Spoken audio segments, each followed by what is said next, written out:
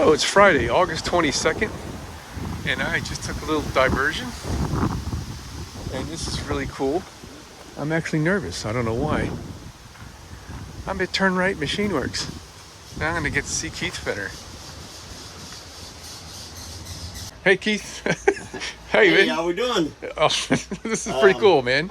All right. So as I was explaining, my ventures into 3D scanning are just really going off the chart with my interest and also benefits to my customers. This is a 3D printed polycast material. This is actually something that we can investment cast, melt out, and re-pour the aluminum. But how did I get this? I actually took and repaired the broken off ear for my customer so that he had this gooseneck to go back into the little boat for Hyannis Yacht Club, sailing regatta type of thing. So anyway, they lost their source for some of their components on their sailboats, and they have tons and tons of them down there. So I'm gonna see if I can procure a couple of their replacement parts or damaged parts that happen to wear out over the years. This happens to be a part where a paw comes in that retains between that and roller over here. It retains the pole, so they have a rope that they can pull in. That pinches down on the rope? Pinches down on the rope. Cool. But I took the aluminum part and I 3D scanned it in that position there, and then I flipped it over and 3D scanned it in this position here, and then I melded the two scans together. They joined together in my program, and then I created that same thing, and here it is. Here's my finished actual Yeah, really working the technology there, man. Exactly. But this is like the creation of actually being able to 3D scan the part, put it through the whole system, and then print it out, and then grab your calipers and have both parts sitting here and finding less than 3 or 4 thousandths variance between the two pieces. Is just it blows me away. You know, even hole sizes and all of that. Now, as far as detail, I'm into wax printing as well, and another item I have here, and I've been working with, and not too many people have seen this except for locals.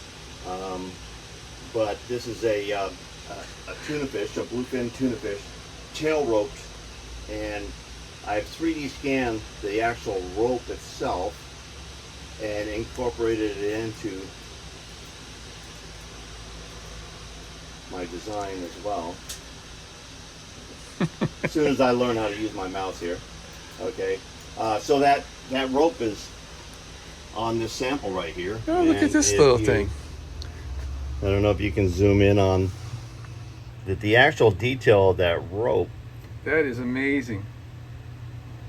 That's amazing. And so I have a few other attachments that I'm going to put on this, but everybody sees me working a little bit on my casting machine and stuff like that, and we're getting ready to take it to the next step, and that's going to be investment casting.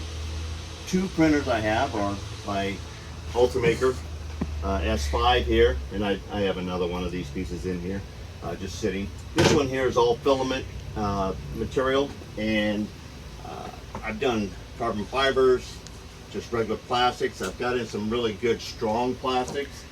I've even made step blocks for the X-Carb on that, stuff like that. This printer here is a liquid, and then it's cured by laser, and that's where you get the little tuna fish here. There's some other items that I've actually 3D printed. Look at that. This is a really hard plastic, and that's a bracket for a stepper motor, and it wasn't one that I needed, but it was a good sample project to, you know, learn how to set it up and all of that. But I mean, you know, the countersink holes, everything is.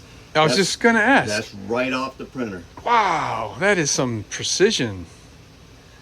Man, thanks for sharing, Keith. Yeah. Here's actual product that actually, yeah, either one of these. I was actually able to duplicate a bracket for a searchlight on one of the guys' boats on there, and I even put the lettering in on the. Look And at I drew that. this one off of the sample part. So, and on the back, the hexes are to receive quarter 20 hex. Actually, those were, excuse me, they were 6 millimeter 6 by 1. millimeters. You know, Wow. our equivalent to a quarter inch. And you know, there's a lot of other things that you saw me do the 3D scan originally with my other old scanner, and this is one of the control handles for the Monarch.